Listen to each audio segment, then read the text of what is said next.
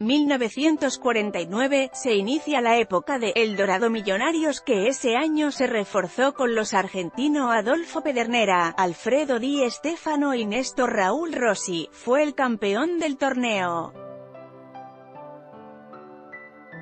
Alfredo Di Stéfano, archivo El Espectador. El 30 de abril de 1949 arrancó el segundo campeonato profesional del fútbol colombiano.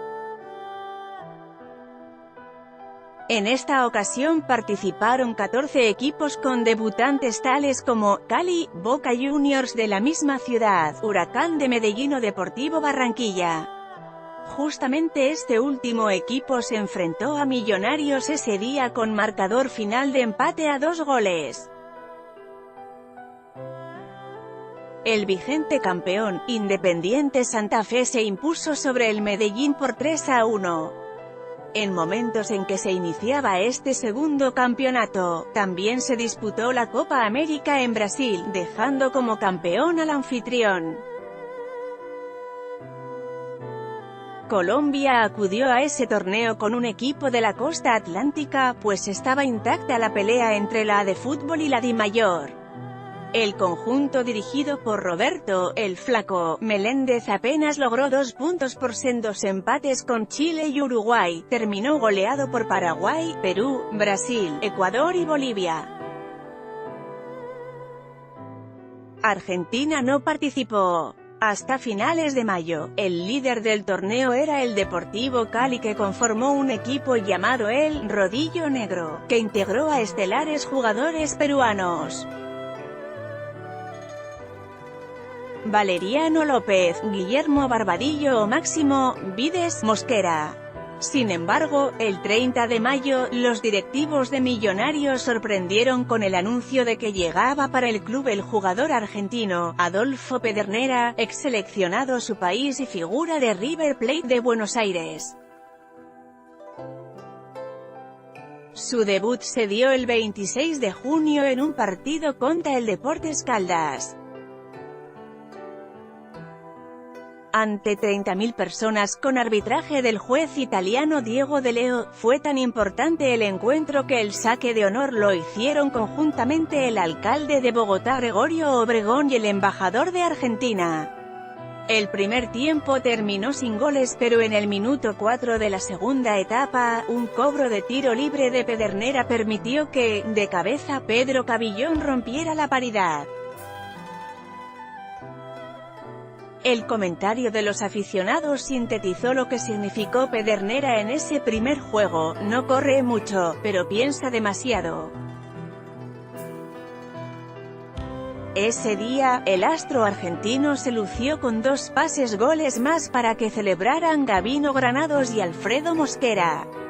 En adelante, se convirtió en la sensación, pero la expectativa mayor llegó el 4 de junio, con el clásico bogotano, que terminó empatado a 2. 2 dianas de Germán Antón, por los Cardenales, y goles de Pedernera y Alfredo Castillo por los albiazules. Desde ese momento en adelante, la pelea por el título se centró entre los 2 equipos bogotanos y el conjunto vallecaucano. Hasta que se dio el encuentro esperado por la afición. El 31 de julio se enfrentaron Cali y Millonarios en el Estadio Pascual Guerrero. El goleador Castillo abrió el marcador a los 12 minutos, pero el alero derecho del cuadro azucarero, Leticiano Guzmán, empató a los 20. Posteriormente, se fueron arriba con gol de Severiano Ramos, y el conjunto azul volvió a empatar Pedro Cabillón. Para la segunda etapa, Manuel Yudiche tenía anulado al estelar Pedernera y la cancha, como reseñaron los cronistas, parecía un jabón.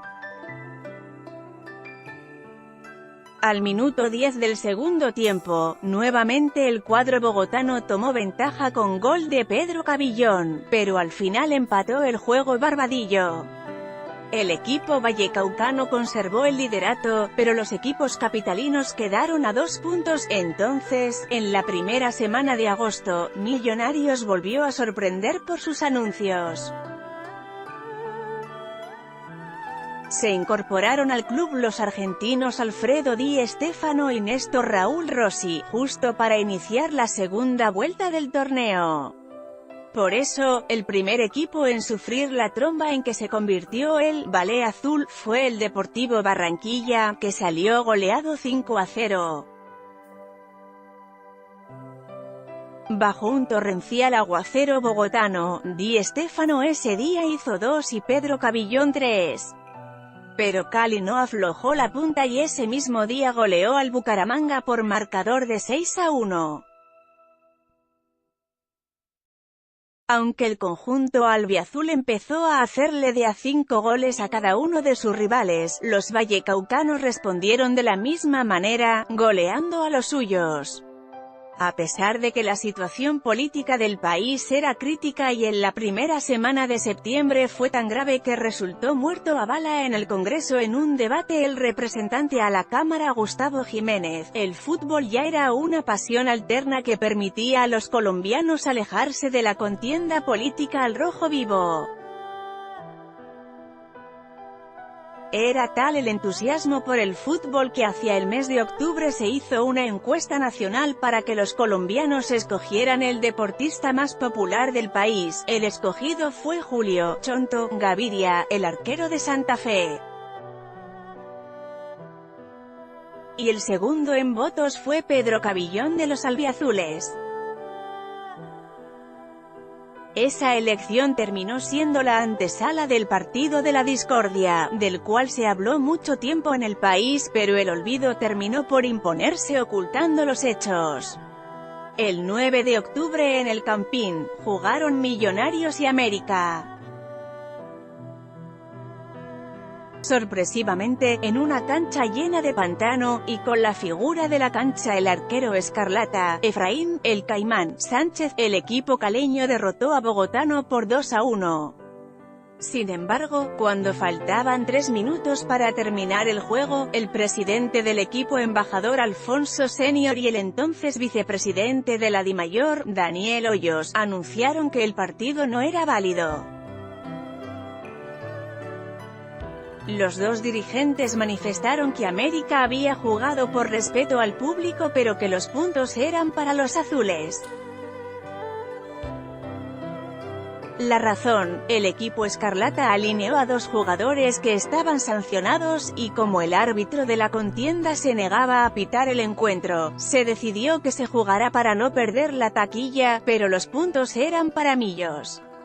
De esa manera, el equipo albiazul se mantuvo a la vanguardia del Deportivo Cali que seguía en la punta.